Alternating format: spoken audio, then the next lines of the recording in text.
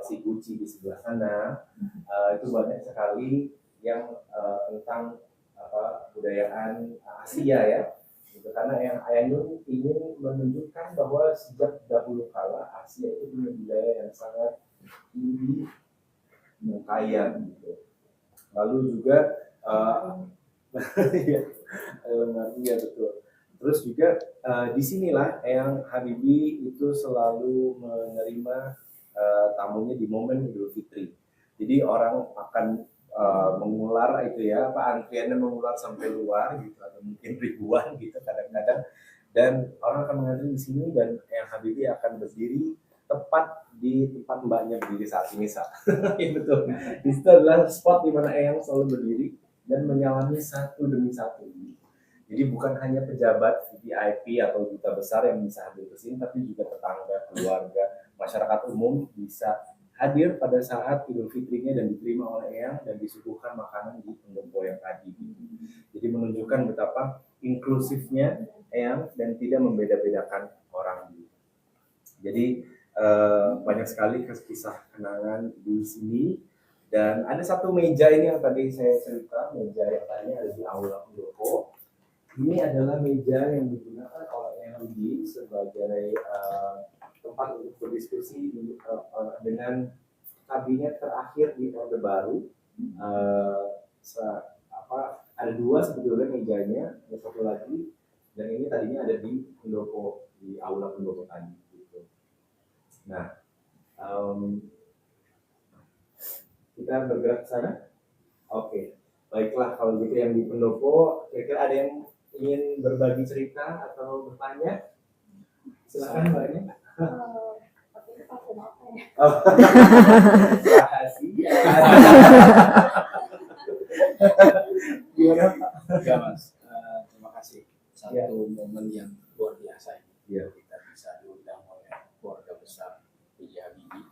Dan kita ternyata adalah dari 10.000 yang tertulis dan adalah bagian yang luar biasa spesial. Kita bisa melihat Habibie itu dari berbagai perspektif. Ya. Beliau jadi seorang presiden, seorang teknokrat. Nah, ini semua terpapis. Saya ingin melihat bahwa beliau sebagai seorang kakek. Saya ingin melihat, makanya saya tertarik ke sini, saya ingin mendengar dari cucunya. Oke. Jadi beliau adalah orang yang bernilai, lalu kemudian mampu untuk mentransfer nilai-nilai itu kepada anaknya, bahkan sampai ke cucu-cucunya. Ya. Dan inilah yang kemudian bisa menjadi pelajaran kita hari ini, sehingga nanti adik-adik, saya katakan adik-adik, anak-anak saya juga, hari ini di sini ingin melihat bagaimana Mas Arsy sekarang ini juga. Saya melihat sangat santun sekali ya. Saya melihat Masya Allah ya, masih muda tapi juga bisa mentransfer nilai-nilai itu dan menceritakan kepada kita semua sehingga Habibie utuh ada di sini. Nah, oleh karenanya mungkin mewakili bahkan mungkin dari anak saya sekarang ini. Dan saya juga terima kasih kepada istri. Saya bilang istri saya hari Minggu jangan kemana-mana. Yaudah, saya ternyata diajak ke sini. Dan alhamdulillah hari ini saya bersama-sama dengan adik-adik ini ingin tahu bagaimana sampai ada tadi Mbak Nadia mengatakan ada duta Habibie, bagaimana itu proses pemilihannya, kemudian sampai itu terkonsolidasi dengan baik, sehingga itu menjadi artinya apa? Karena saya yakin bahwa kekuatan negara itu bertumpu pada kekuatan keluarga. Tiap keluarga semua itu utuh, kuat dan sebagainya. Dan itu kita bisa lihat Jepang itu hebat karena memang keluarganya kuat. Dan masing-masing keluarga sekarang ini kita harus bagaimana membangun keluarga yang kuat. Ya, sehingga keluarga kuat itu adalah sampai pada anak cucu. Dan saya melihat di situ. Jadi Habibie memang bukan hanya presiden Indonesia. Habibie juga bukan kakek Mas Arsy, tapi kakek orang tua saya. Bagaimana itu kira-kira? Terima kasih atas sharingnya yang luar biasa. Betul bahwa yang Habibie di dalam keluarga pun juga sangat mengayomi semuanya gitu ya, tidak membeda-bedakan dan hafal semua cucu-cucu, bahkan bukan cucu langsung ya, cucu dari kakak adiknya gitu ya. Saya kan sebenarnya cucu dari kakaknya begitu ya, cucu dari kakaknya Eyang. Tapi Eyang notice gitu, ada satu video yang saya mau bagi dan sebenarnya karena bapaknya nanya, saya belum pernah bagikan ini ke yang lain. Masya Allah, spesial. Spesial untuk rombongan yang ini. Masya Allah, alhamdulillah. Terima kasih Pak sudah membukakan pintunya. Jadi begini, di ruangan ini, di spot ini waktu itu tahun 2019, Eyang Habibie waktu itu berusia 83 tahun sebelum wafat 3 bulan sebelumnya. Itu kami di sini bulan Juni tanggal 25 itu menghadiri ya ulang tahun Eyang ke 53 kan. Lalu di tahun itu, setahun sebelumnya saya membuat project namanya adalah Quran Indonesia Project. Saya membuat project itu bersama teman-teman saya dan dunia ada yang dari dunia musik dan public figure. Kami membacakan Al-Quran dalam bahasa Arab, Indonesia dan Inggris, dijadikan satu rekaman dan di tengah jalan kami bertemu dengan teman-teman tuli dan mereka lebih senang dipanggil tuli dibanding tunarungu dan mereka berbahasa isyarat gitu. Dan kami membuat project rekaman Quran dengan bahasa isyarat dan waktu itu salah satu campaign-nya adalah membuat lagu yang ada bahasa isyaratnya. Ada Afgan, ada Raisa, ada Yura Yunita, Tulus dan lain-lain, ada Mbak Dewi Sandra, Arman Maulana. Waktu itu judulnya adalah Cahaya Dalam Sunyi. Nanti teman-teman bisa cek di YouTube gitu ya, Cahaya Dalam Sunyi, dan campaign-nya itu diliput oleh New York Times saat itu, alhamdulillah, masya Allah.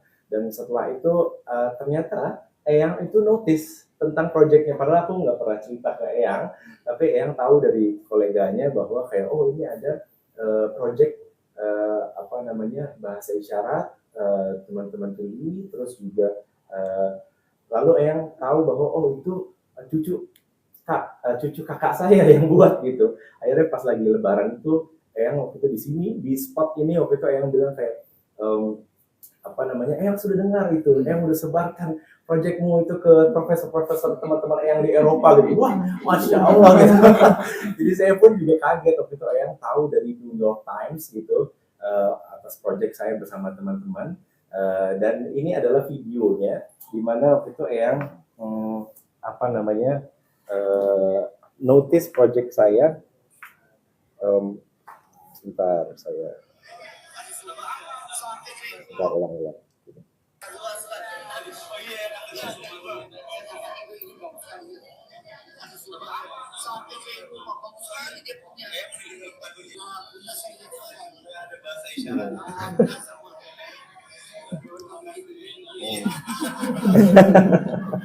Orang hebat itu mudah ya untuk mengapresiasi ya. Betul. Orang jadi hebat itu mudah mengapresiasi. Betul, masya Allah. Jadi itu tadi yang nilai apa sih sebetulnya yang bawa gitu ya kepada keluarganya, contoh seperti apa ya, begitulah gitu. Yang menghargai betul-betul karya, apalagi juga bukan hanya cucunya tapi juga cucu intelektual. Jadi teman-teman kita semua bersyukur sekali punya Eyang gitu ya. Mari kita sebutnya sebagai Eyang karena memang betul-betul Eyang ingin disebut sebagai Eyang gitu oleh semua.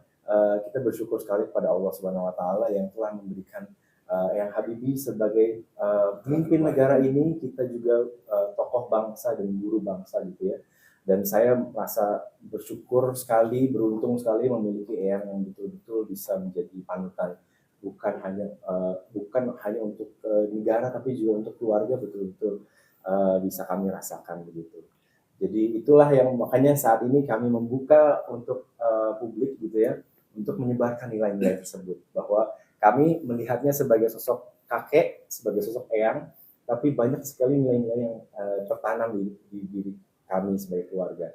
Kalau saya bisa lihat sepupu-sepupu saya, itu banyak sekali ragam bidangnya ya, spektrumnya sangat luas gitu. Ada yang saya waktu itu backgroundnya musik, tapi juga pernah membuat proyek sosial. Terus Mbak Putri dengan kalau teman-teman ada yang tahu masak ya, Rikuk Putri. Terus juga ada yang di dunia seni. Tapi kalau bisa disimpulkan keluarga besar Habibie itu punya 5 forte gitu. Yang pertama adalah entrepreneurship, karena ibunya Eyang Habibie itu betul-betul seorang entrepreneur. Kedua adalah atlet, karena memang di keluarga kami juga ada yang atlet bola. Terus ada juga ilmuwan pastinya, saintis banyak juga. Lalu keempat adalah sosialnya sangat tinggi. dan seni gitu. Jadi itulah salah satu beberapa cuplikan gitu ya tentang dunia eyang. Nanti kita akan bergerak ke tempat yang lain. Kita akan kembali ke gedung perpustakaan di Taman Intelektual di mana eyang berolahraga.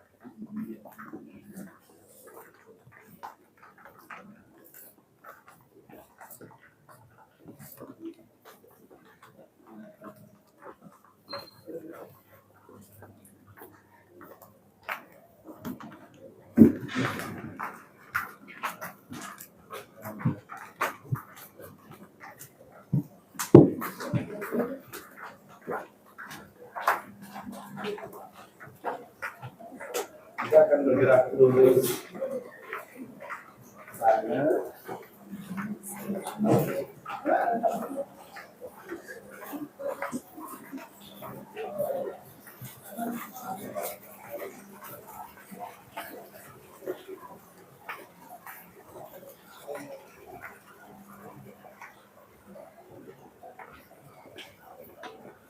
Baik, selamat datang di Taman Intelektual yang tadi kita sudah lihat sejenak. Di sini memang adalah area olahraganya eyang, dan juga saya ingin memperlihatkan satu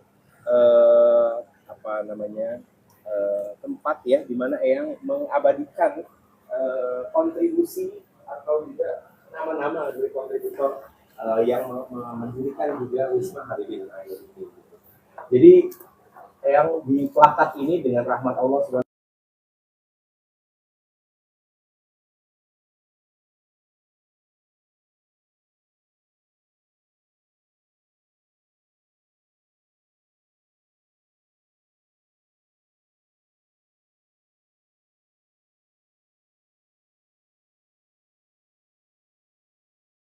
dan bangsa Indonesia gitu.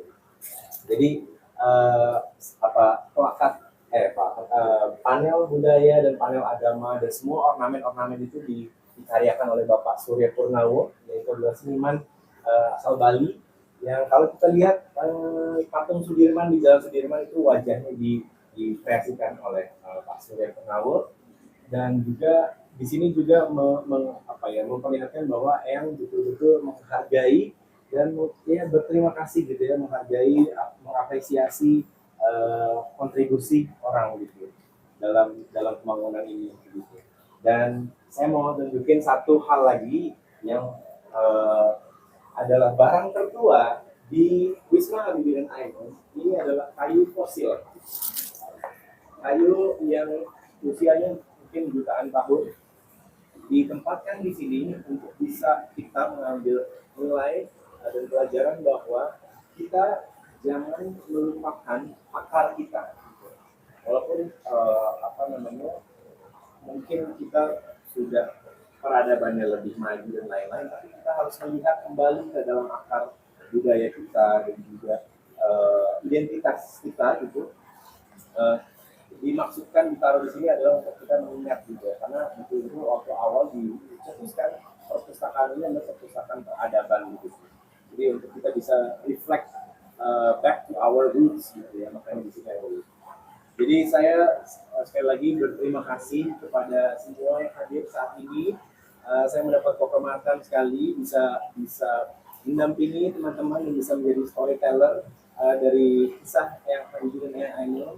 Semoga nilai-nilainya bisa kita ambil pelajarannya dan semoga kita dijadikan oleh Tuhan Yang Maha Esa sebagai manusia yang juga bisa bermanfaat pada banyak orang. Mohon maaf lahir batin apabila ada salah kata. Saya akhiri tur sejarahnya di sini. Wabillahi taufiq wal hidayah. Wassalamualaikum warahmatullahi wabarakatuh. Waalaikumsalam warahmatullahi wabarakatuh. Foto baru buat kenang-kenangan sama semua. Februari ya, kalau di Google itu dolar berapa? 8.000.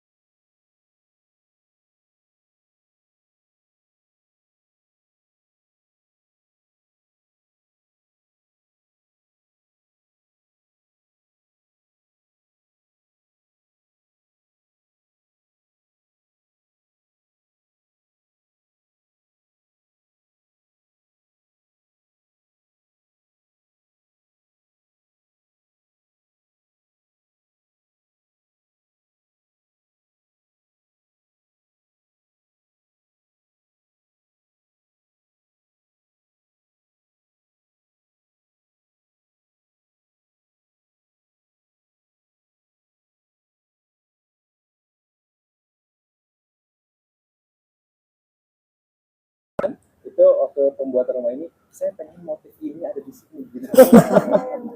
Jadi banyak sekali ya nilai-nilai yang tercermin gitu. Oke, kita foto yuk di sini ya. Oke. Iya juga.